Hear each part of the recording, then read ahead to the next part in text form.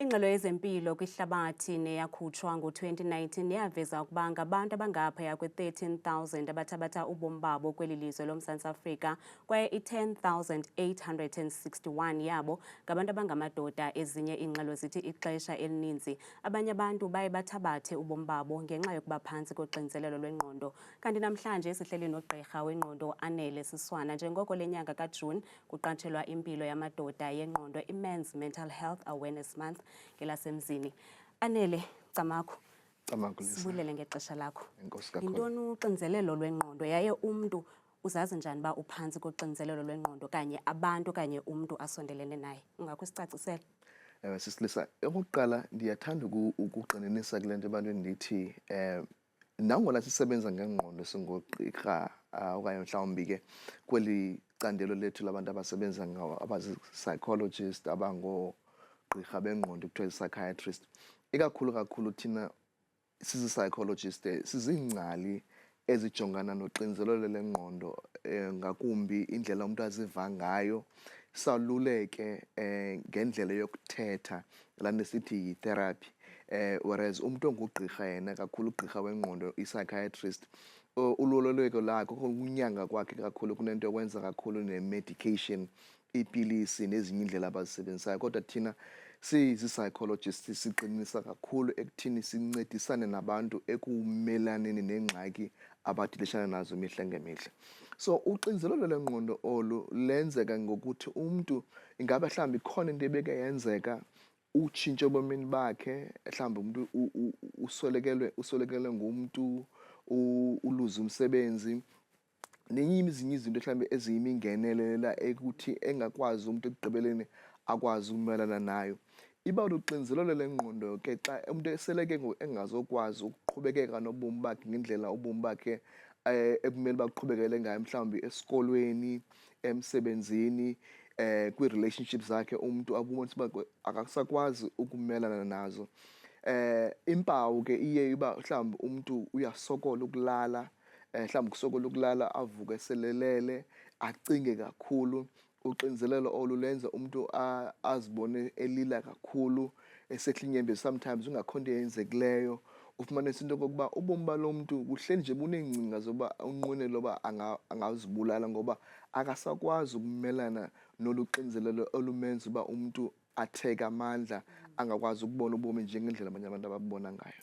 Anele, siyabona zininzi iziganeko zokuxhatshazwa nokubulawa kwabantu basetyhini apha eMzantsi Afrika. Ingaba mhlambi uxinzelelo lwengqondo ngokwasemadodeni kunento nokwenza nezi ziganeko? Mhlawumbi ezinye izinto singazijonga mhlawumbi nendlela umntu akhule ngayo, nalaa nto nezaa zinto sizibiza nge-childhood traumas. Ingaba mhlawumbi zayamene?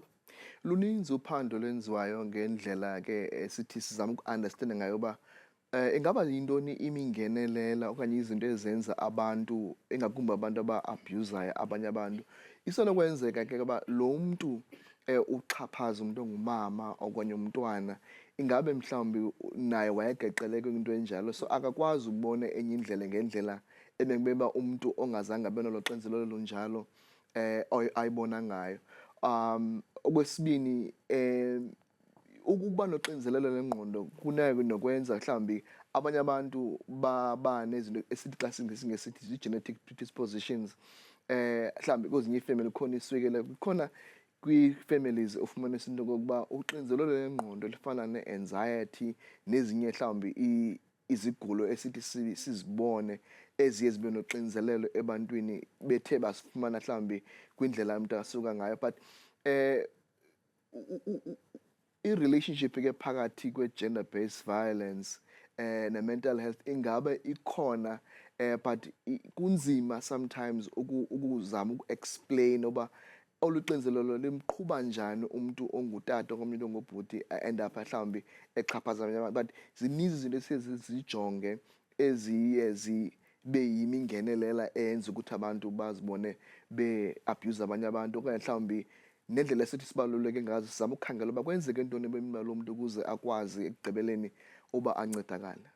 Xa ujongile siluluntu okanye abemi boMzantsi Afrika, ingaba mhlambi simi ndawoni ekukhuthazeni abantu abangamadoda uba bazinakekele iimpilo zabo? Mninzi kakhulu umsebenzi owenziwayo ingakumbi ngabantu abafana nami abaqeqeshe njenge-psychologist, ingakumbi ezifocusa kakhulu zigxininise kulaa nto kuthiwa esithi yi-primary prevention, ekukhuthazeni nasekufundiseni abantu ngezigulo zengqondo, uphando esilwenzayo. Ikhona izinto endizenzayo ke kuthiwa zii-campaigns, into ezifana no-Dove Men Plus Care, ezizi-awareness campaigns ezizama ukuncedisana nabantu abangamadoda. USiya Kolisi ukhona phana nezinye ii-rugby players ezizama ukukhuthaza abanye abantu. Emhlobo Wenene sinentetho esinayo ngemivulo. So zininzi, norhulumente uyazama ekutheni kube khona iingxoxo neendibano neembizo zamadoda ezizama ukukhuthaza amadoda akwazi ukuthetha, noba sikwazi ukuncedisa amadoda kule nto kuthiwa indoda ayikhali. Siyabona ngoku uba ayisekho loo nto leyo, ngoba ukungakhali kwamanye amadoda kwenza ingqumbo, ukungakhali kwamanye amadoda kwenza uxinzelelo lengqondo. So kubalulekile uba sibakhuthaze abantu ekuzameni ukuthi bakwazi ukuthetha. Norhulumente unazo ii-psychologists kwii-clinics nasezibhedlele ukuzama ukukhawulelana nolu xinzelelo labantu abangamadoda abafumana bezibona bekulo. Anile, lena ke into siyayazi sonke into yobana ngaba abantu abangootata okanye amadoda awadibani nento edibene nogqirha, awafuni uya kwagqirha. Injalo. So ingaba mhlawumbi lukhona olunye uncedo mhlawumbi abanothi balufumane ngokwesintu? Siyayazi udla ngoshumayela okanye uyibethelele into ye-African psychology, ungakusicacisele mhlawumbi? Ewe, noko kukhona utshintsho, and ke akufani ke xa useRhawutini okanye eKapa, kwezi ndawo zinkulu. Indlela amadoda azibona ngayo izinto ayifani naphaa, umzekelo eNgqamakhwe naseNquthu nakwezi ezilalini, because ke kunendlela ethile abantu abangootata nabantu abangamadoda ababona ngayo.